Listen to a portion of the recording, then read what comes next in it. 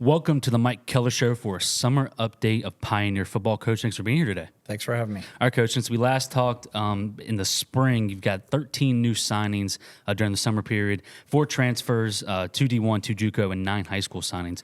Starting with the WVU transfers, offensive lineman Aiden Ellis and wide receiver Andrew Ferris, 2 guys you were after out of high school. They ended up taking the PWOs at WVU, that redshirted, and now they're in Glenville. What do you like about those signings? You know, it's the old formula, really. I mean, if you go back to when Coach Rodriguez was here, a lot of the kids that he signed that were D1 transfers, because I get to hear about it now, right? But I played on those teams. I'm like, those guys were all kids that were recruited by him initially, you know. So, with Aiden and Andrew, those are both kids that came to our camps, been at our 7-on-7s, did everything with us, and they got an opportunity to play at a higher level and went and did the WU thing. In Aiden's case, he did WU, then he transferred to Mercyhurst in the spring.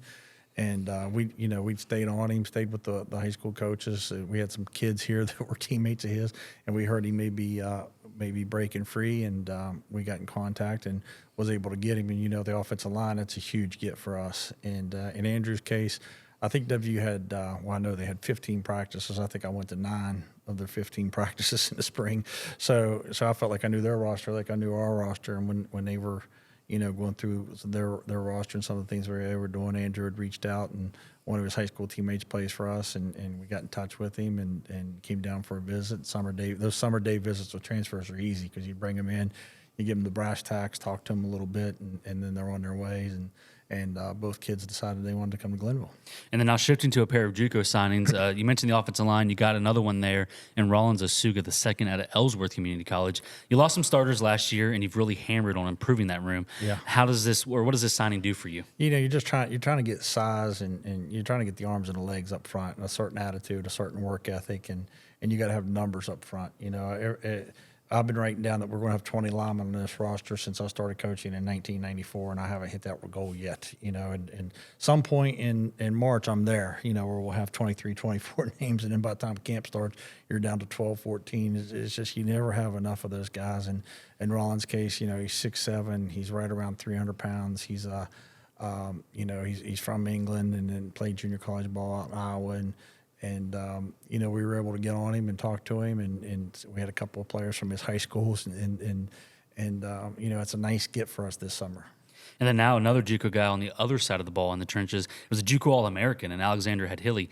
You needed to load up with your front seven with how much you lost there. How does this fit into the mold now? You're never good unless you're good up front. Mm-hmm. And Hadhili's a kid who we visited in I want to say visited last December. We were trying to get him as a mid-year kid, and he went back to the junior college, kind of had his mindset on what he wanted to do, where he wanted to go.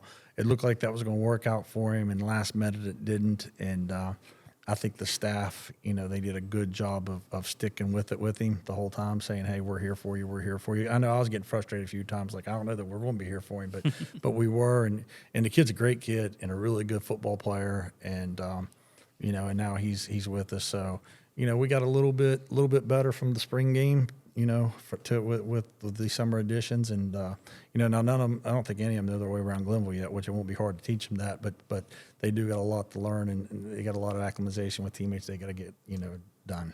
And then moving on to the 9 high school signings, 7 of them are in the state of West Virginia, with one from Maryland and 1 from Virginia. Just starting up front, you signed Maddox Gillespie, Chris Cox, Akir Johnson, and Elijah Williams. Just talk a little bit about those additions. Yeah, all of them were guys who we were recruiting, back in the winter, and they had decisions to make, whether it was play different sports or whether they was even going to go to college and, jump through some hoops eligibility-wise. So, and I get that they are summer transfers, but those guys that we've been recruiting for a year, and a couple of them, we're going to redshirt, and they'll play scout team for us and help us, and I think they'll be on the field making a lot of plays for us in a couple years. And then you added a few more on the defensive side of the ball with defensive back Barris Felton and linebacker LaQuez Struther, as well as running back Enchanton Davis on the offensive side. You stayed in state to complete the class with some specialists and Logan Tingler and Braden Hott.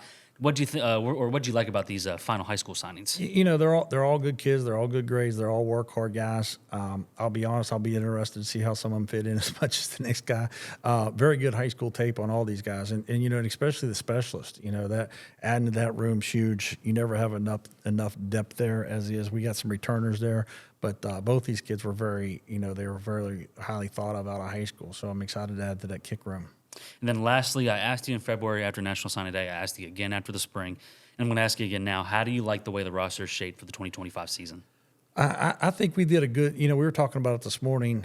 We were talking about some injuries and what if happen scenarios, and I said, we could actually take this DB and he could go over there and play and do that. And I was telling a couple of the coaches that were in the room at the time, I said, reminds me a little bit of the Cal teams that I had, in the fact that there is depth where I'm not super worried about one position, because if it gets where that position doesn't have the depth that it needs, I could go grab a DB or grab a receiver and move a receiver to running back, or a running back to receiver, or DB, or whatever the case is.